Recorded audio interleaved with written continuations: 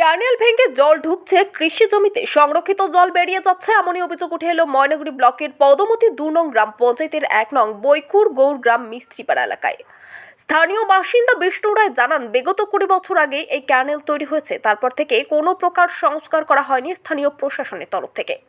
কিছুদিন আগে একদল প্রতিনিধি এসে শুধুমাত্র দেখে গিয়েছিলেন। তিনি আরও জানান, ডাকুয়াপাড়া, মিস্ত্রিপাড়া, আংড়ার বাড়ি, পাখিনাগার বাড়ি, ঘোষের বাড়ি, বামনপাড়া এলাকার দোলা জমি জল এই ক্যানেল দিয়ে খুঁটিমারি নদীতে যায়।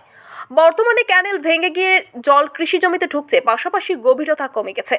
এলাকাবাসীর পক্ষ থেকে জোরালো দাবি উঠছে ক্যানেলটির সংস্কারের। এই বিষয়ে স্থানীয় পঞ্চায়েত সমিতির সদস্য এবং ময়নাগুড়ি ব্লকের পঞ্চায়েত সমিতির কর্মাধ্যক্ষ শিবু বড়ুয়া জানিয়েছেন, ইতিপূর্বে একবার ওই ক্যানেল সংস্কারের উদ্যোগ নেওয়া হয়েছিল। ইঞ্জিনিয়াররা বলেছিলেন ক্যানেল দিকে একটু ঘুর পথে নিতে হবে, না হলে মূল সড়কের সেতুর সমস্যা হবে। কিন্তু তখন এলাকাবাসী মত না দেওয়ায় ক্যানেলটির সংস্কার হয়নি। তবুও বিষয়টি নিয়ে ঊর্ধ্বতন কর্তৃপক্ষের সাথে আলোচনা করব।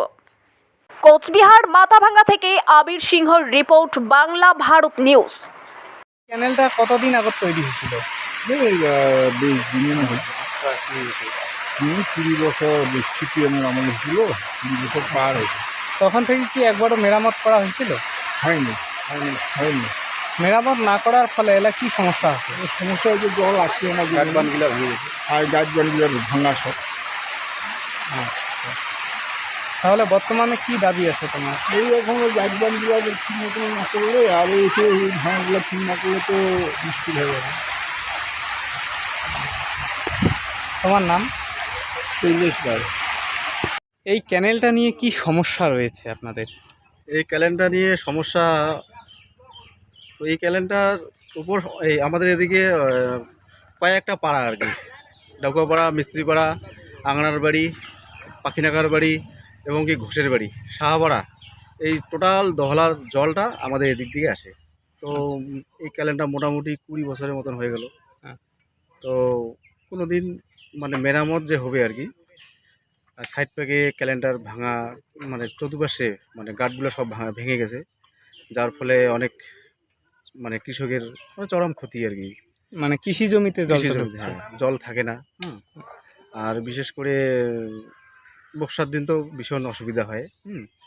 আচ্ছা, এই জলটা মূলত কি কাজে ব্যবহার করা হয়? এই জলটা ব্যবহার হয় তোমার বাড়তি যে জলটা আছে না, হ্যাঁ। মানে জমিতে অনেকটা কাজে লাগে আর কি।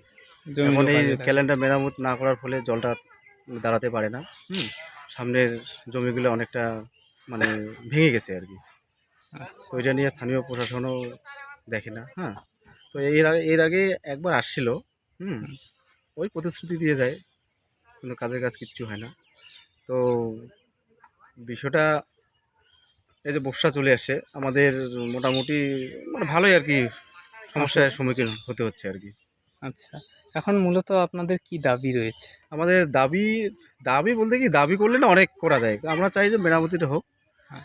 আর সাইডের যে ভেঙে গেছে আর কি, সেই আমি তো অনেক জায়গায় দেখি যে সাইড পাশে তোমার পাকা একদম ক্যালেন আর কি, সেই ক্যালেনের মতন যদি করে দেয় আর কি, তাহলে সমস্যাটা সমাধান হবে আর কি। আচ্ছা, আপনার নাম? আমার নাম বিষ্ণু রায়। এই এলাকার নাম?